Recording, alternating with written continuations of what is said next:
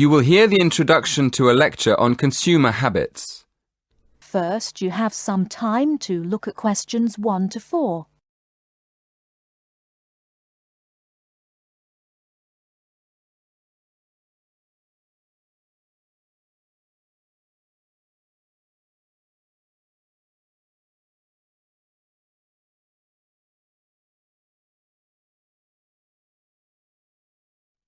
Listen carefully and answer questions 1 to 4. Good evening, everyone. This evening, I'm going to continue last week's lecture by talking more about how people spend their money.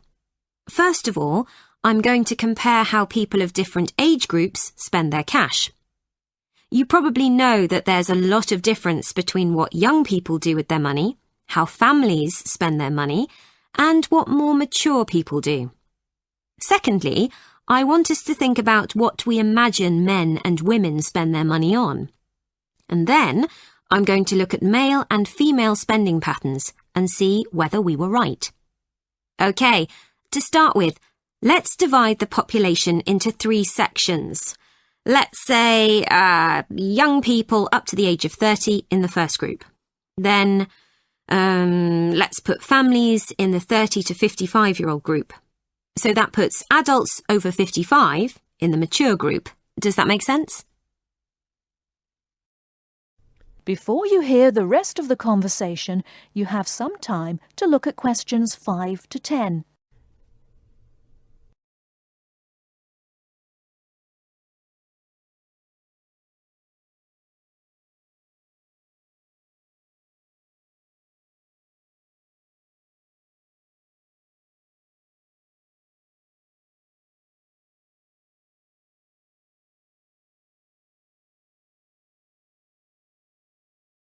Now listen and answer questions 5 to 10. Right, well, I found that the first group, that's young people up to the age of 30, mostly spend their money on clothes, music and entertainment. That's not really very surprising, is it? Although I must admit, I thought they might spend a lot on cars and travelling around. So, the next group is what I've called families, people in the age group from 30 to 55. Naturally, as I expected, this group spends most of its money on food, toys and trips out. But I was surprised to find that people aged between 30 and 55 spend most of their money on furniture and kitchen equipment. I suppose it's logical if you think about it. People are usually improving their homes at that age, and household equipment is very expensive. But they also spend a lot of money on electronic equipment, like video games for the children. Now turning to the third group, that's people over 55. I thought they'd spend their money on gardening tools and electronic equipment, but I was wrong again. People in the over 55s group spend most money on new cars and days out. So, what did we think about how men and women spend their money? OK, well, we thought that young women would spend a lot on clothes and shoes, and that young men would buy more electronic equipment and cars. Well, when we look at the figures, we can see that we were right about the men. Young men spend twice as much as women on cars and computers. But, and this is interesting, we were wrong about the women. I was surprised to find that young women spend much more on beauty treatments than they do on clothes and shoes. So we'll have to think about that again. And there's another interesting fact about young women. It looks as though young women are much more concerned about their diet than men. We found that although young women don't spend as much as men on eating out, they do spend a lot more on organic foods than young men. That is the end of part 1. You now have half a minute to check your answers.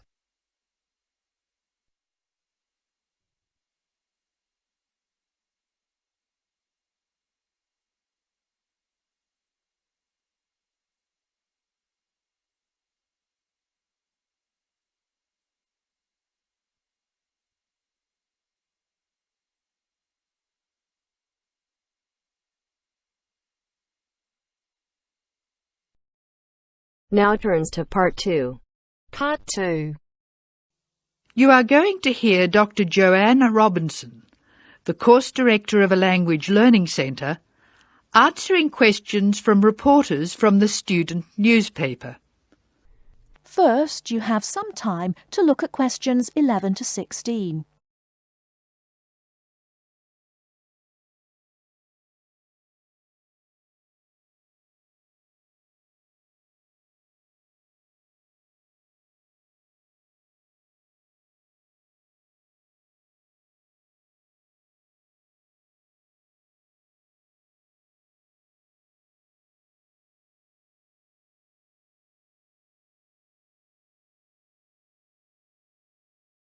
Now, listen carefully and answer questions 11 to 16.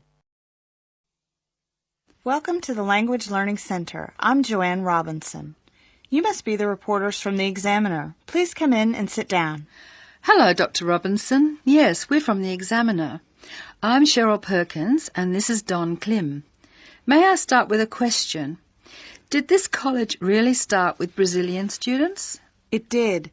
The Language Learning Center was founded in 1985 to look after a group of students from Brazil who wanted to study here.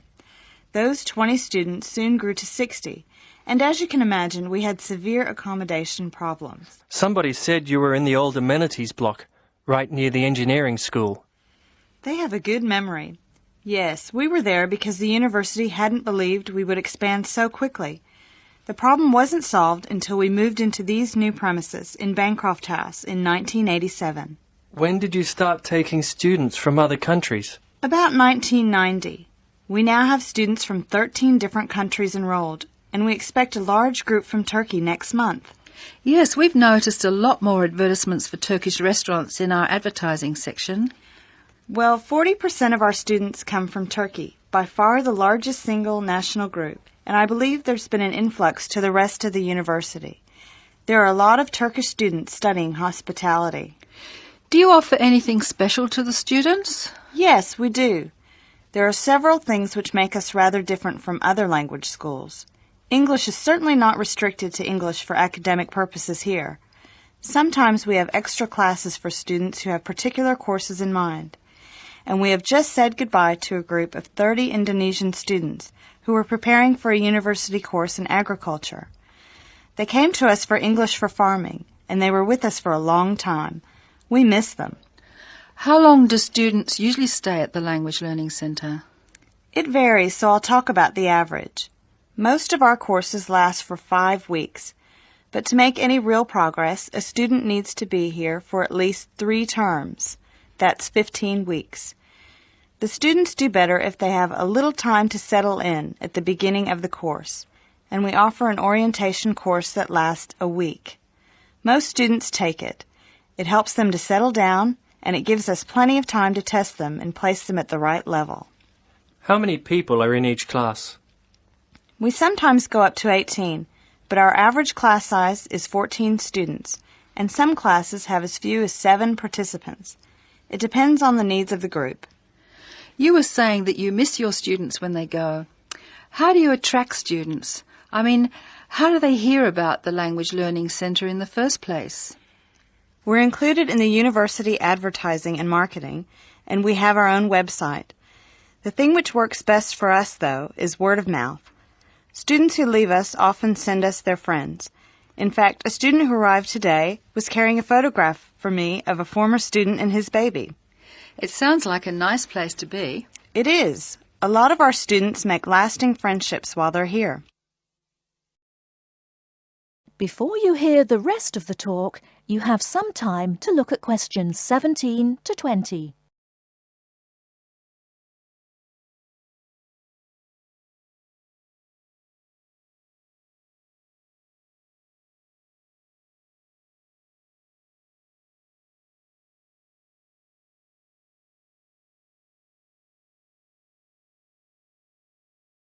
Now listen and answer questions 17 to 20. Making friends with other students sounds special enough. I'd like to emphasize that in the student newspaper. We do try to get our students to be part of the wider university. How do you do that? Do you encourage them to join the sports centre, for instance? Indeed we do. The Sports Center is always looking for active participants, particularly in soccer. Oh, and something else. You might like to mention that we don't teach just English here. I mean, we're a language center, not an English language center. You may learn Spanish, Mandarin, and Russian here, and we can sometimes offer other languages. This means we can have some students who are native speakers of those languages as conversation partners for English-speaking students. Who can do these courses? At this stage, any native speaker of English. What about the people who are learning English? Can they do a non-English language course? At this time, only if they've almost finished their English language course. You see, we try very hard to involve students who are native speakers of English as conversation leaders, and we encourage our students to join groups on the campus. For instance, if they enjoy music, there is an active jazz group available to everyone, and that's a lot of fun. On the other hand, elementary students can't go to the drama group. Their English just isn't ready for that sort of activity. But the university choir welcomes all the singers it can find. They often do large productions that need a lot of voices. I imagine the special conversation groups are open to all your students. I wish they were. I'm sorry to say they're a special service we provide for elementary students only. Is there anything else I can tell you? I'd be really pleased if you could write about the courses we offer in foreign languages. I think our readers will be very interested in that. Thank you for your time, Dr. Robinson. Yes, thank you very much. Goodbye. Thank you for giving me the opportunity to talk about the center. It's always good to let the rest of the students at the university know what goes on in our classrooms and outside them. After all, many of our students leave us and then study for degrees in various disciplines on this campus. That is the end of part 2. You now have half a minute to check your answers.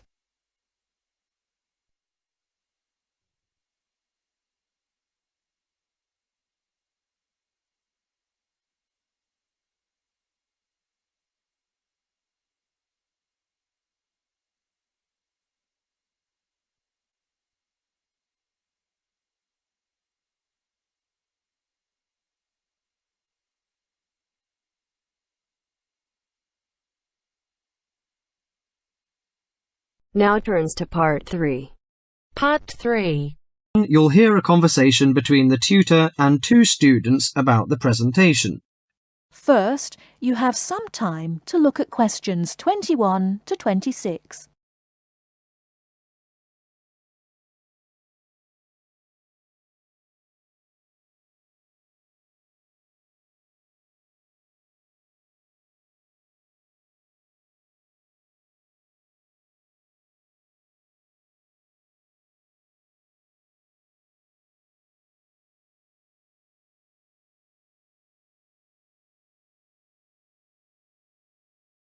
Now listen carefully and answer questions 21 to 26. Good morning, everyone. Well, I think we can start straight away by getting Rose and Mike to do their presentation. Would you like to start, Rose? Yes, well, we've done a survey on local entertainment. Basically, we try to find out how students feel about the entertainment in the town and how much they use it. Yes, so we've called our project Out and About. Yes, that's a good title, Out and About. We wanted to find out how well students use the entertainment facilities in town, whether they go to see the latest plays, films, that kind of thing. Now we have our own facilities on campus, of course. Yes, we deliberately omitted those as we really wanted to examine outside entertainment in the town. Actually, there were a lot of areas to choose from, but in the end we limited ourselves to looking at 3 general categories: cinema, theatre and music. Right. Okay, well, first of all, cinema. In the town there are 3 main places where you can see films. There's the new multi-screen complex cinema, the Old Park cinema, and the Late Night Odeon. So if you look at this chart, in terms of audience size, the multi-screen complex accounts for 75% of all cinema seats, The Park Cinema accounts for 20% of seats, and the Late Night Odeon has just 5% of seats. As you probably know, the Complex and the Park show all the latest films, while the Late Night Odeon cinema tends to show cult films. So when we interviewed the students, we thought the Complex would be the most popular choice, but surprisingly it was the Late Night Odeon. Yeah, and most students said that if they wanted to see a new film, they waited for it to show at the old park, because the Complex is more expensive and further out of town, so you have to pay more to get there as well. Yes, and that adds to the cost, of course, and detracts the popularity, evidently. Well, next we looked at theatres. The results here were interesting because, as you know, there's a theatre on campus which is popular, but there's also the Stage Theatre in town, which is very old and architecturally beautiful, and there's the large modern theatre, the Ashtop, has recently been built. So you just looked at the 2 theatres in town? Yes. What was interesting is that there are periods during the year when students seem to go to the theatre and periods when they go to the cinema, and we really think that's to do with budget. If you look at this graph, you can see that there's a peak around November and December when they go to the theatre more, and then a period in April and May when neither is particularly popular, and the theatre viewing seems to fall off virtually, while the cinema becomes quite popular in June and July. I think you're probably right about your conclusion. Before you hear the rest of the talk, you have some time to look at questions 27 to 30.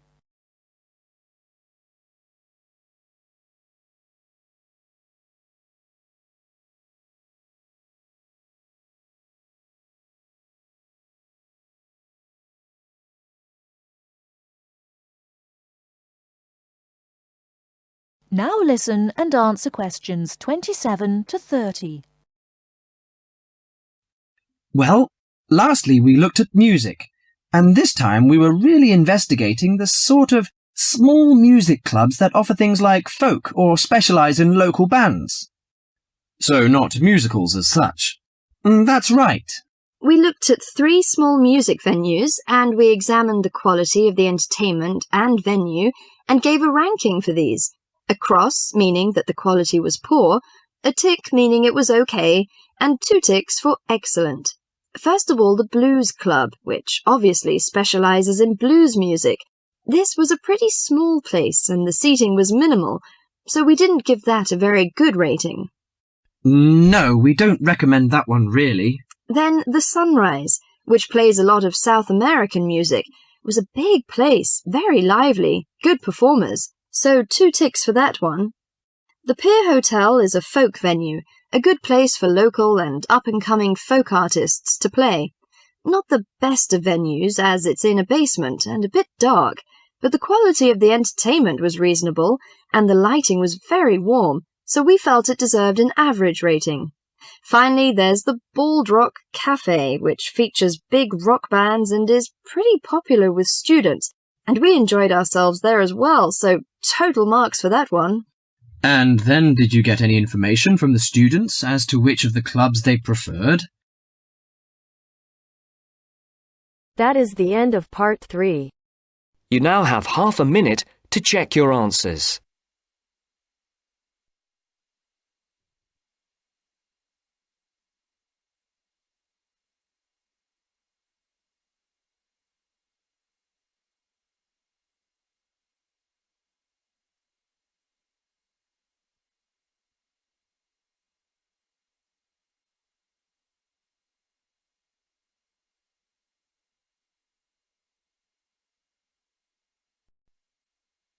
Now turns to part 4. Part 4. You will hear someone talking about art. Look at questions 31 to 35.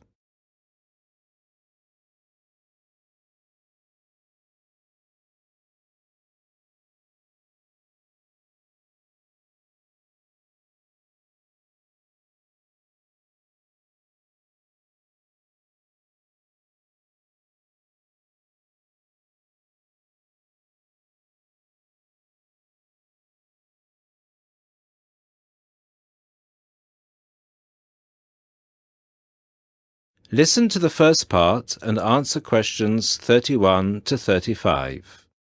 Good evening, everybody, and welcome to the first in this year's series of public lectures offered by the Art Gallery. As Chief Curator of the Gallery, I was given the honour of presenting the first lecture, and let me tell you, I had a difficult time deciding what to talk about tonight. Being the curator, I naturally know just about everything that's in this gallery, but I wanted to choose an artist who has a wide appeal. That seems only fair, yes? But I didn't want to talk about someone so well known that anything I said would be familiar. I wanted someone modern. My personal preference is for modern art. But again, I wanted to choose someone who had the potential to appeal to all art lovers, whether they're attracted to traditional forms, impressionism, surrealism, or what have you. So, having spent the last 5 years as a visiting professor in Barcelona, it's not surprising that I finally chose to talk about one of the greatest Catalan artists, one whose work is likely to be familiar to many of you, Juan Miro. Look at this. And this. And this. Ring any bells? Miro's most famous and most widely reproduced works tend to be like this. Bright primary colours with lots of asymmetrical forms.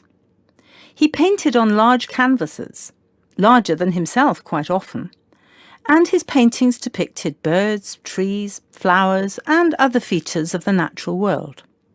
But Miro produced a great variety of work, and it's about some of his lesser-known paintings that I would like to speak this evening. Miro was born in Barcelona in 1893, the son of a goldsmith. He began to show talent very early, and in 1926 went to Paris, where he was drawn to the surrealists of Montparnasse. He did not define himself as a surrealist, however. He preferred to stay free to experiment with other artistic styles as he wished. Miro had an intense dislike of much of the painting and many of the painters he knew. He wished to do something totally different, to express his contempt for bourgeois art. And yet, ironically, Miro's success has made his works much in demand among art collectors of the world. But we can't really talk about the artist without looking at his art. And that's what I'd like to do now. To take a look at just a few of Miro's works and think about what it is that makes them special. Special to me, and to a great number of people who flock every day to the Miro Foundation in Barcelona. Now look at questions 36 to 40.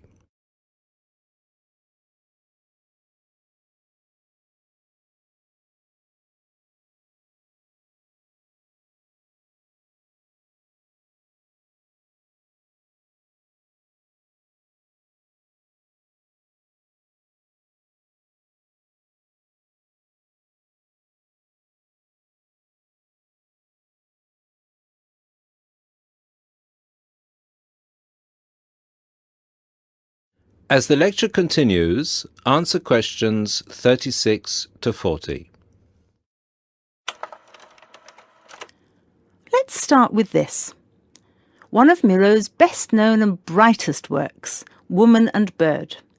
A sculpture created in 1982.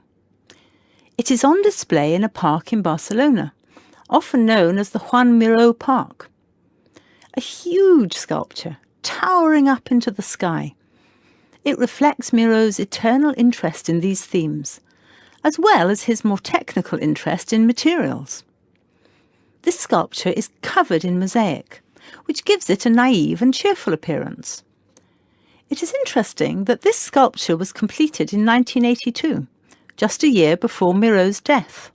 I think it shows that, towards the end, he was feeling as playful as a young man.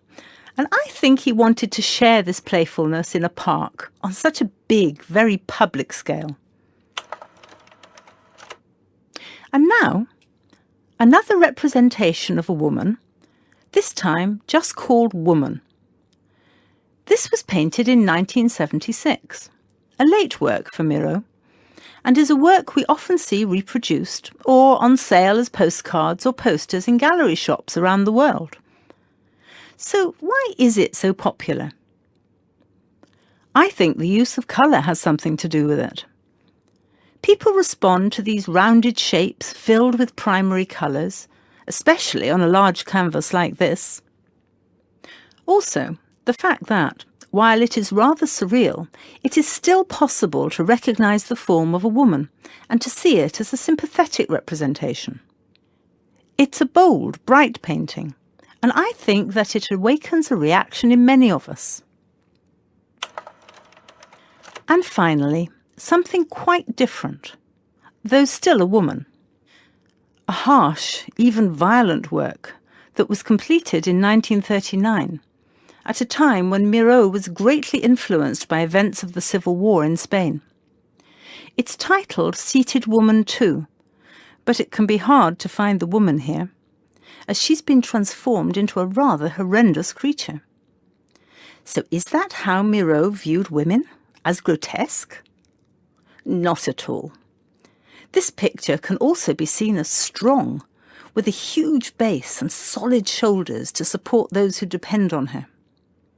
In this painting, her arms and neck seem to grow as vegetation out of her shoulders, representing woman as a fertile ground, perhaps.